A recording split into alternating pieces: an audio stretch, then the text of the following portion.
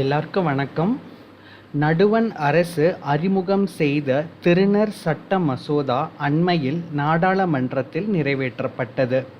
மக்களவையில் வழக்கம் போலவே எதிர்க்கட்சிகளின் கடுமையான எதிர்ப்பையும் மீறி குரல் வாக்கெடுப்பு மூலம் இந்த மசோதா நிறைவேறியது. மாநிலங்களவையிலும் மசோதா ஒருமனதாக நிறைவேற்றப்பட்டது. இன்னைக்கு நிகழ்ச்சியில் திருநர் மசோதா இந்த தலைப்பை பற்றின சில முக்கியமான தகவல்களை தான் நாம் தெரிஞ்சுக்க போகிறோம். வாங்க இன்னைக்கு நிகழ்ச்சிக்குள்ளே போகலாம்.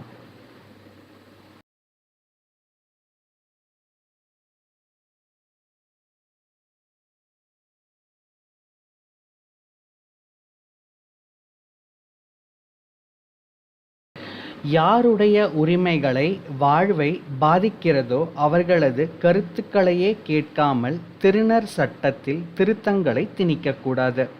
திருநர் உரிமைகள் பாதுகாப்பு சட்டம் என இயற்றப்பட்டுள்ள சட்டத்தை திருநர் சமுதாயத்தினரே எதிர்க்கிறார்கள் என்றால் அது ஏன் என்று ஆராய வேண்டுமே தவிர அதனை திணிக்கக்கூடாது. நடுவண் பாஜக அரசு இம்முயற்சியை நிறுத்தி திருநர்களுடன் கலந்தாலோசித்து அடுத்த கட்ட நடவடிக்கைகளை மேற்கொள்வதற்கு முன்னர் திருநர்களின் உண்மையான இசைவை பெற முயல வேண்டும் என தமிழக முதல்வர் திருமிகு ஸ்டாலின் அவர்கள் தெரிவித்திருந்தார். இதுபோல் கிழக்கிலும் மேற்கிலும் வடக்கிலும் தெற்கிலும் அரசியல் தலைவர்களும் மனித உரிமைகள் செயல்பாட்டாளர்களும் கண்டன குரல்களை பதிவு செய்து வருகிறார்கள்.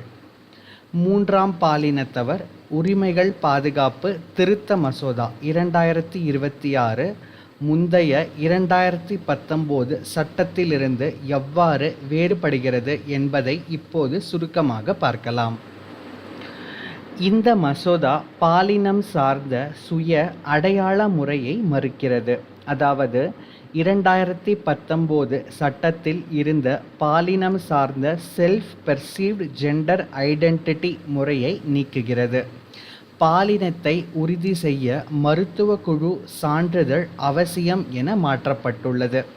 அதாவது ஒருவர் தனது பாலின அடையாளங்களை தேர்வு செய்வதென்பது இயற்கைக்கு அப்பாற்பட்டு அவர்களின் பாலின மாற்றம் குறித்து மருத்துவர்களிடம் சோதித்து சான்றாக பெற வேண்டும் என வலியுறுத்துகிறது. அதுவும் சட்டம் என்ன அம்சங்களை சுட்டி காட்டுகிறதோ அவற்றில் பொருந்தினால் மட்டுமே அவருக்கு திருநர் சான்று வழங்கப்படும்.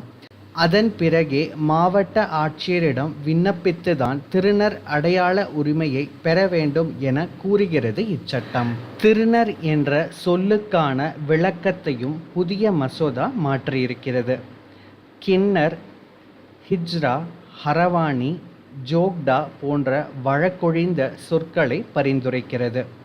அது மட்டுமல்லாது கல்வி மற்றும் வேலைவாய்ப்பில் ஒதுக்கீடு வழங்கும் பிரிவு இந்த மசோதாவில் மறுத்துள்ளதாகவும் திருநர்கள் குற்றஞ்சாட்டுகின்றனர்.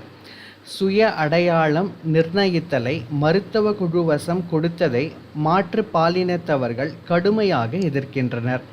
இது தங்களின் தனி உரிமைக்கும் கண்ணியத்திற்கும் எதிரானது என்று கருத்து தெரிவிக்கின்றனர். இந்த புதிய சட்டம் அமலுக்கு வந்தால் தங்களை போன்றோரின் பாலின அடையாளத்தை சுற்றியே கண்காணிப்பை ஏற்படுத்தி அதுவே அத்தகையோர் சட்ட அங்கீகாரத்தை நாடுவதை தவிர்த்துவிடும் என்கின்றனர். அரசியல் தலைவர்களும் இந்த சட்டத்தை வலுவாக எதிர்க்கின்றனர். பல விஷயங்களில் மத்திய அரசை தாராளமாக பாராட்டும் சசி தரூர் கூட இந்த சட்டம் திருநர்களின் உரிமையை நிலைநாட்டுவதில் ஒரு தீவிரமான பின்னடைவை உண்டாக்கும் என்று கூறியுள்ளார். இந்த மசோதா மாநிலங்களவையில் நிறைவேறிய மாத்திரத்தில் national council for transgender persons NCTP எனப்படும் மாற்று பாலினத்தவருக்கான தேசிய கவுன்சிலின் உறுப்பினரும் தென் பிராந்திய பிரதிநிதியுமான கல்கி சுப்பிரமணியம் தனது ராஜினாமா கடிதத்தை நடுவண் அமைச்சருக்கு அனுப்பினார். அதில் அவர் மாற்று பாலினத்தவரின் வாழ்தலுக்கான முக்கியத்துவத்தையே சிதைக்கக்கூடிய விவகாரத்தில் கூட்டுக்குரல் நசுக்கப்பட்ட ஓரிடத்தில் உள்ள மேஜையை இனியும் அலங்கரிக்க முடியாது என்று தெரிவித்துள்ளார். அவரை போலவே கவுன்சிலின் வடகிழக்கு பிராந்தியத்துக்கான திருநர் சமூக பிரதிநிதி ரிதுபர்ணா நியோக்கும் தனது பதவியை ராஜினாமா செய்துள்ளார்.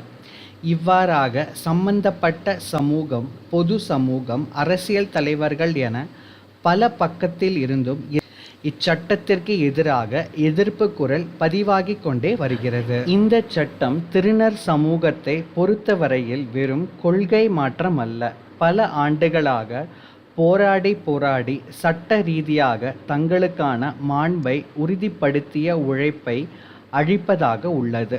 தங்களின் பாலினத்தின் மீது இருந்த தங்களது உரிமையை பறிப்பதென்பது கடந்த 10 ஆண்டு காலமாக கட்டியெழுப்பிய தங்கள் உரிமைகள் மீதான தேசத்தின் பார்வையை தவிடுபொடியாக்குவதாகும் என்று திருநர் சமூகத்தினர் கருதுகின்றனர். இந்நிலையில் திருநர் சமூகத்தின் நலன் சார்ந்து இயங்கும் பல்வேறு அமைப்புகளும் கடும் அதிர்ச்சியிலும் வேதனையிலும் உள்ள மாற்று பாலினத்தவருக்கு ஆலோசனைகளை வழங்க ஹெல்ப்லைன்களை உருவாக்கி உள்ளன.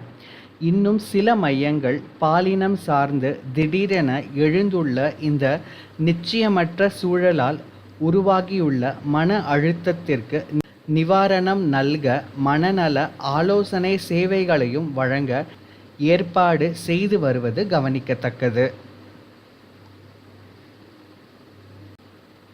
நடுவண் அரசு இயற்றிய புதிய சட்டம் திருநர் மசோதா. இந்த தலைப்பை பற்றின சில முக்கியமான தகவல்களை இன்றைக்கி நிகழ்ச்சியில் நம்ம பார்த்தோம். இது உங்களுக்கு பயனுள்ளதாக இருக்கும் அப்படின்னு நாங்கள் நம்புகிறோம். இந்த காணொளியை உங்கள் உற்றார், உறவினர்கள், நண்பர்கள் எல்லாருக்கும் பகிர்ந்துக்கோங்க. என்னோட சேனலை சப்ஸ்கிரைபும் பண்ணுங்கள். மீண்டும் அடுத்த நிகழ்ச்சியில் சந்திக்கலாம். நன்றி, வணக்கம்.